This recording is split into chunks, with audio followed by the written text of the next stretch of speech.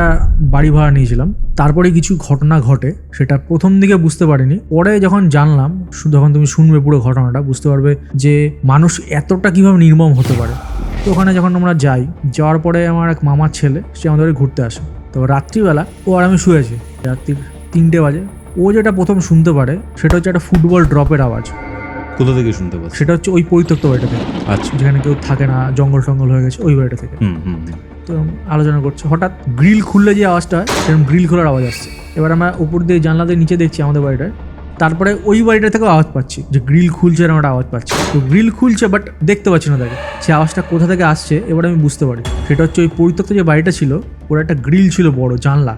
আচ্ছা, সেটা মানে গ্রিলটা করা ছিল বাট কোনো পাল্লা কিছু করা হয়নি। তো ওই জানলাটা মনে হচ্ছে কেউ ঝাঁকাচ্ছে, ভেতর থেকে যদি কেউ ঝাঁকায় যেরকমভাবে হবে সেরকমভাবে ঝাঁকাচ্ছে। আমি আমাদের জানলাটা থেকে ওই বাড়িটা দেখা যেত, এবং তাকেই যে দেখছি এক করে কি একটা সরে গেল ভেতর থেকে।